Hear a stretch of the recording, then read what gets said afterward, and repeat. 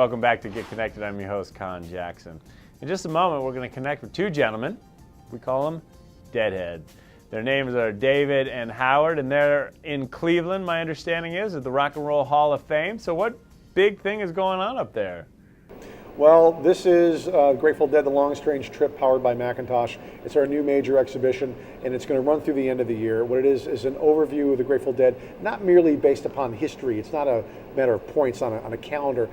The Grateful Dead existed beyond that. They created their own world where they improvised their music, their fans responded, and then kind of this world grew. And what we're trying to tell is this amazing story of improvisation, of innovation, and essentially what the band did for the fans and what the fans did for the band. Well, I'll tell you, the exhibit sounds great. I'm just curious, were there a lot of tie-dyed shirts in there? No. When telling the story of the Grateful Dead, you really could very easily go the short route and make it into tie-dye shirts and dancing bears, but it's much more than that. I mean, the Grateful Dead made a point of serving their audience, unlike any other band did. Anybody can now put a website up on the internet and they're, quote, connecting with their bands. The Grateful Dead did more than that. They created their own ticket service. You wanted tickets, you could order through them. They had a phone number to call in to hear what the latest was going on with them. Their own fan magazine, they mailed out thousands, like 67,000 copies of their fan magazine. They partnered with Macintosh Labs to create the finest PA system. They didn't do anything off the shelf. They created this incredible thing called the Wall of Sound, and David can elaborate more on that, about how that was the baseline for great sound in live concerts.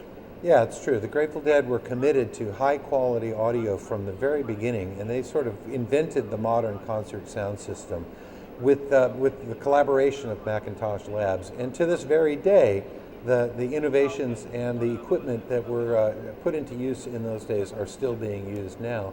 I think the band members that are still out there touring these days are probably still using Macintosh equipment as well. Well, I know they had a loyal following, and it's very clear that they love them indeed to make all that accessible. Now, I'm just curious, as it relates to their name, where did Grateful Dead come from? The Grateful Dead is a phrase that describes a particular kind of folk tale.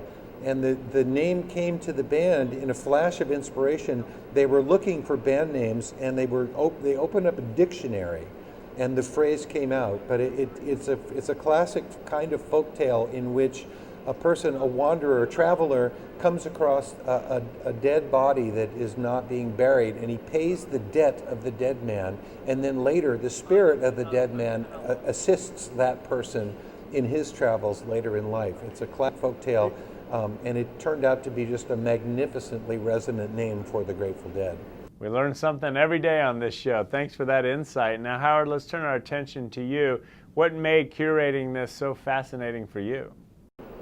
Well, the real challenge in doing a Grateful Dead exhibit is the fact that I may know a lot about the band. There's an infinite number of people who know much more about the band than I do. And I had to deliver a story that was truthful and honest, and made sure that it appealed to those who were deeply into the band and those who knew nothing about the band.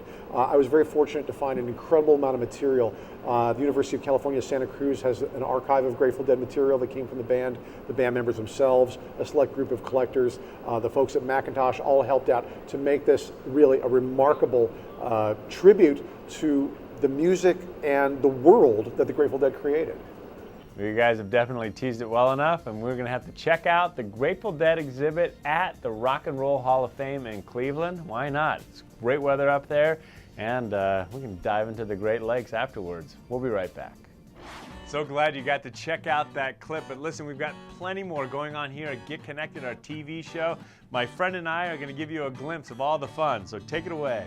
The sun shines bright as it moves across my face. I feel the light and everything is in its place.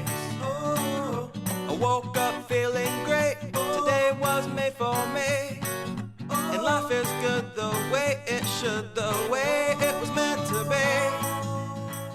Well, join us and we'll get you in the know. Check us out at Get Connected at conntv.com and be part of the movement.